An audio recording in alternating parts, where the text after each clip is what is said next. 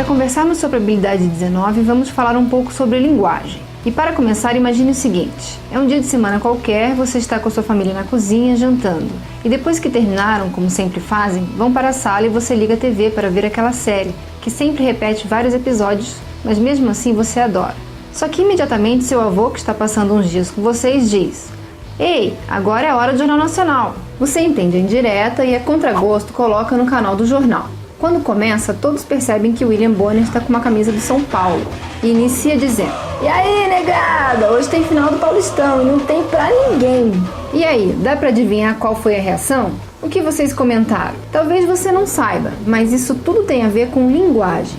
Os seres humanos são seres sociais. Isso quer dizer que esse adjetivo humano, ou seja, a humanidade presente em nós, é grande parte conseguida pelo fato de nos organizarmos em sociedade, juntos. E as atividades que desempenhamos nesse mundo são organizadas, ou seja, apresentam uma certa estrutura, justamente porque somos seres atravessados pela linguagem. É ela que dá forma, que dá organização para essas atividades. E aí, à medida que essas atividades vão ficando mais complexas, as formas vão se diferenciando. Pensa assim: um determinado médico foi chamado para dar uma palestra para crianças do 7º ano, com a função de explicar como os alunos e seus familiares deveriam agir para se prevenir da dengue, e caso soubessem de alguém que estivesse com a doença, o que precisavam fazer. Você já deve ter entendido que esse médico não poderá usar a mesma linguagem que usa quando conversa com outros médicos, certo? Muito menos se vestir da mesma forma que se vestiria para ir à praia.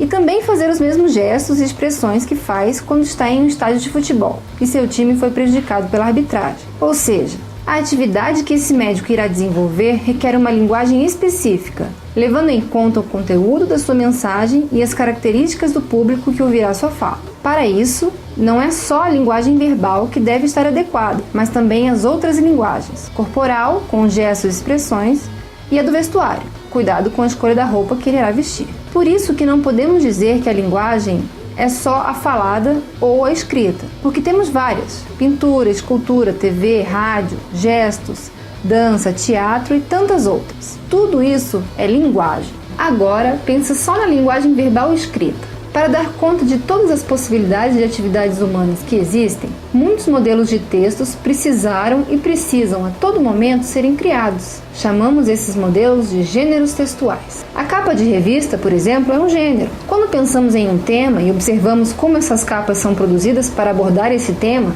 fica claro que, dependendo do público e da intenção que se tem, as capas serão feitas de maneiras diferentes. Então, depois de entender essa relação da linguagem com a nossa existência, perceba que é bem mais fácil saber qual é a intenção, o público, a atividade que quer ser desenvolvida, para entender o motivo, a função que essa linguagem está desempenhando. Essa função está atrelada a todos esses fatores. Voltando para o William Bonner, agora dá para explicar o porquê da postura dele causar tanto espanto, né? Para ter um exemplo de como pensar essas intenções ligadas à linguagem, veja uma questão do Enem que o professor Noslin respondeu. Relacione as ideias vistas aqui com a teoria defendida por esse linguista russo chamado Roman Jakobson.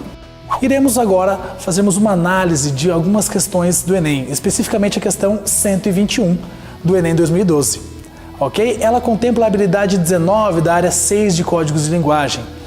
Olha só, ela consiste em analisar a função da linguagem predominante nos textos e situações específicas de interlocução. Isso ficará mais claro na abordagem da questão seguinte. Nessa questão, a proposta do Enem é avaliar a nossa capacidade de análise de linguagem dos textos e as funções do locutor e interlocutor, com base nos vários tipos de gêneros textuais que temos em língua portuguesa. Para isso, precisamos relembrar quais são as funções da linguagem, como elas funcionam nos mais variados textos. Iniciamos nossa resolução com uma boa leitura e compreensão do texto base. Para isso, precisamos identificar o gênero e tipo de texto que temos, para daí sim partirmos a leitura das alternativas. Vamos ao texto? Desabafo. Desculpe-me, mas não dá para fazer uma crônicazinha divertida hoje. Simplesmente não dá. Não tem como disfarçar. Esta é uma típica manhã de segunda-feira. A começar pela luz acesa na sala, que esqueci ontem à noite. 6 recados para serem respondidos na secretária eletrônica. Recados chatos. Contas para pagar que venceram ontem. Estou nervoso, estou zangado. Carneiro. Após leitura e observarmos as alternativas, teremos que nos ater a alguns pontos importantes para a resolução dessa questão. O texto e sua função social, elementos para a construção de um texto, e terminologia da teoria de Jacobson. Todo tipo de texto tem uma função social. Para que serve, como será usado e onde será usado. Isso é o que determina o gênero textual. Os elementos necessários para a construção de um texto vão depender do gênero usado. Se usarmos um bilhete, existe uma estrutura padrão para ele. Ou uma crônica também terá uma estrutura básica para essa crônica, que, por sinal, é diferente do bilhete. Já as funções da linguagem são definidas pelas intenções do locutor, são divididas em referencial, emotiva, conativa, metalinguística, fática e poética. O vocabulário também é peculiar ao estilo impresso pelos autores de cada texto, suas intenções com a obra e com a mensagem da mesma. Vamos às alternativas? Nos textos em geral, é comum a manifestação simultânea de várias funções da linguagem, com um predomínio, entretanto, de umas sobre as outras. No fragmento da crônica Desabafo, a função da linguagem predominante é a emotiva ou expressiva, pois... Alternativa A. O discurso do enunciador tem como foco o próprio código. Nessa alternativa, ela consiste em apresentar características que definem a função metalinguística e não a função emotiva. Ou seja, a alternativa errada. Alternativa B. A atitude do enunciador se sobrepõe àquilo que está sendo dito. Aqui precisamos lembrar do conceito da função emotiva, que diz que o emissor imprime no texto as marcas de sua atitude pessoal. Emoções, avaliações, opiniões. O leitor sente no texto a presença do emissor, do enunciador. Ou seja, esta é a nossa alternativa correta. Alternativa C. O interlocutor é o foco do enunciador na construção da mensagem. Veja só, nessa alternativa ela consiste em apresentar características que definem a função conativa e não a função emotiva ou expressiva. Também está errada. Alternativa D. O referente é o elemento que se sobressai em detrimento dos demais. Vejam só, nessa alternativa ela consiste em apresentar características que definem a função referencial e não a função emotiva ou expressiva. Alternativa errada também. Alternativa E. O enunciador tem como objetivo principal a manutenção da comunicação. Nessa alternativa, ela consiste em apresentar características que não definem função emotiva ou expressiva.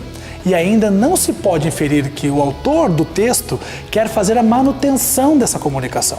Alternativa errada também, pessoal. Bom, gente, concluindo, a intenção do autor é fundamental para definirmos a função da linguagem de um gênero. Mas isso, no nosso caso aqui, não é o suficiente. Precisamos também compreender a terminologia dessa teoria, como, por exemplo, o que é um emissor, receptor, referente, interlocutor. Muito obrigado, gente. Valeu, um abraço.